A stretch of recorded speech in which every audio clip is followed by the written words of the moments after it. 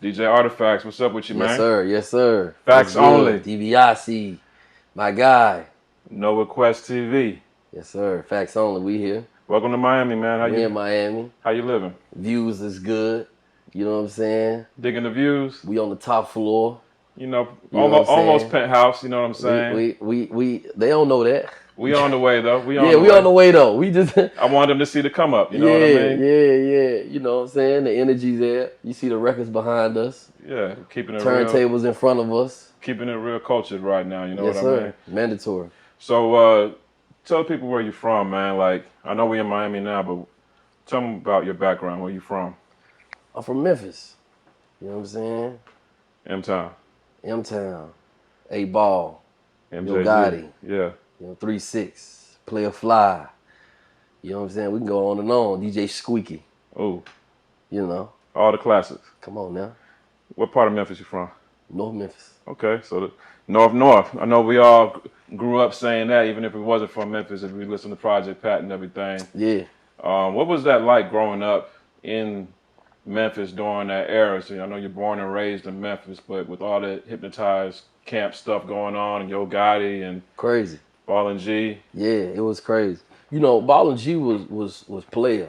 Like they was the coolest. You know what I'm saying? They had their curls and they was fly as a motherfucker. You know what I'm saying? They talking that pimp shit. You know, so my uncles them used to really love Ball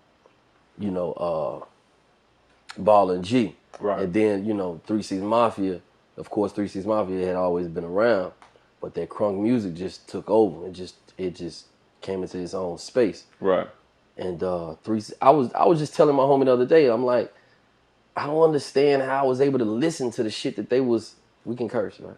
Okay, cool. Definitely. Listen to the shit that they was, let them know. that they was, you know what I'm saying, that they was saying back then. Like, it was crazy. Like, niggas talking about Molly and shit. Now, go listen to old 3-6 records and, you know what I'm saying? They talking about all type of shit. Powder, pills, everything. Yeah, they talking about all type of shit. You know what I'm saying? This back then, and I'm like, damn, I'm a young nigga, so I'm doing the numbers. I'm like, damn, I was this age listening. Elementary school, like this. You see what I'm saying? Like, but I think coming from the hood, like you have to be able to, you know what I'm saying? Yeah, the music is all, you can't avoid the music. The music gonna forever be there, but you got to figure out what path you want to go. Right. You know what I'm saying? You got temptation all around you, so you got to figure out, do you want to be a pimp? Do you want to see a dope? Do you want to go hoop? Do you want to be a rapper? It's a lot of options. Mm-hmm. You know what I'm saying? Just right there in your face. You just got to figure out your lane and figure out, where you want to go. But, we was just talking about, they talk about Lil Jon and King of Crunk, and I was arguing with some niggas in Atlanta. I said, nah, y'all, I love Lil Jon, but y'all might want to go listen to 3-6. Yeah, y'all want to go listen to Teddy Club or, yeah, that to me was like probably the original Crunk record. If you even want to call it that. I feel like John and them, of course I'm gonna be biased coming from Atlanta. Yeah. That whole era right there, I was like in high school when the whole Crunk era came about. Yeah. But, I definitely had my 3-6 CDs right after the Crunk CDs and everything, Kings of Crunk and everything like that. It was just a feeling and a mood right there. Right. Being in Memphis though, I know y'all lived that. You know what I mean? Whether you participated in it or not, from the drug culture, just the way, even the dance moves, when Crunchy Black doing that, gangster walk and everything in the videos, just seeing that on MTV. We call it juking. That's what y'all call it? Yeah, we call it juking. Explain that. Like, where does that come from? Is that? I don't know. I don't even know where the fuck it comes. I think it's just, that shit just, we still have I think they still have battles. Like it's a nigga named, I think the nigga named G-Nerd or something. I can't remember, but he been doing this shit for years. But I think he on movies and TV shows doing this shit now. But that's been a part of the culture, our culture forever. Right.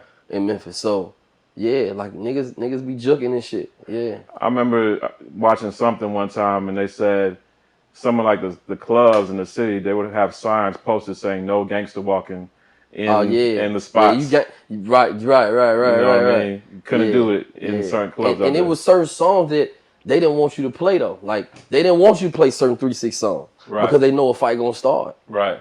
I bet you won't hit a motherfucker. I mean, you see You see the op over there, you've been watching him the whole night. The right song come on, got a reason. You got it. You know what I'm saying? You got a reason now. It's crazy, yeah. So that was the environment back then. Of course, you know, things have changed now. You know, Memphis still get down and dirty, but I think it's in a different way. Well, I will say one thing that's interesting about Memphis, with it being, you know, it's not as big as Houston, it's not no Atlanta, or you know, even a bigger size city like Chicago, but so many really talented artists have come out there, and it hasn't just been one era. Like you go back, like we're talking about 3-6 and Ball and G back in the 90s. Yeah. And even up until now, you still have, you know, Gotti still doing his thing through like almost what, 3 decades, 2 decades Gotti, now? Gotti, man. You see, you probably calculate. See, Gotti from North Memphis. So I used to go to the mall, stand outside of the mall and wait on Gotti. Right. You know what I'm saying?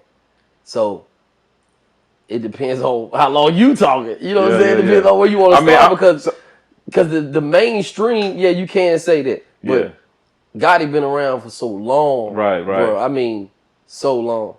Like, just to see the growth and just to be able to be a part of his movement. Right. You know what I'm saying? That's special to me. And I ain't, you know, the sad part is I ain't even had that conversation with him and told him how much he mean and played a large role in who I am today. Right. You know what I'm saying? And you got to give niggas they flowers. So I gotta let, next time I see Yo, I got to tell him. Shout out to Gotti, man. Yeah, shout out to Yo. So, like, even with his longevity, even going down to some of the newer artists on a national scale, they might have been doing anything in the Memphis for a long time, but even like a Black Youngster, you know, this is a span of like 3 decades we're talking about, from the 90s up to the 2000s to 2010s, and even going almost in 2020 now. So, you know, going on 4.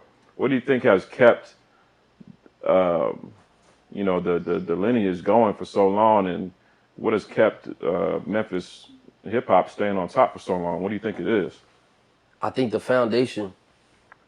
When you look at hip hop music, the foundation is blues and jazz. Right, that's true. Right, blues coming straight out of Memphis. That's right. You know what I'm saying? Mississippi, you know, the South. So, we love live music in Memphis. Right. We love bands. We got Bill Street. Mm-hmm. You know what I'm saying? So sonically, you know, our parents put us on Willie Hutch. You know what I'm saying? Like, you know, I'm going to Atlanta. I'm like, we listen to blues at whatever age. Right now, it's a child right now that's probably 6 years old. Her mama playing Bobby Womack. Right. You know, Willie Hutch and Al Green. Right. You know what I'm saying? Johnny Taylor. So our foundation is blues. So it's instilled in us. We can't, as much as we try to avoid it, I think we know music. We can appreciate music. Our sound is coming back around. Labels asking me who next up in Memphis. Right. They want to know. They trying to get them first. They done seen Block Boy. They seen Youngster. You know what I'm saying? They seen Dolph. They seen, you know what I'm saying? So, Money Bag. Right. You see what I'm saying? So, NLE Chopper. And the list goes on. So I think right now Memphis is in a great space, as well as Atlanta right now, with the music. And I just think it's more so just for us. I think it's the blues background. I think we know and appreciate music.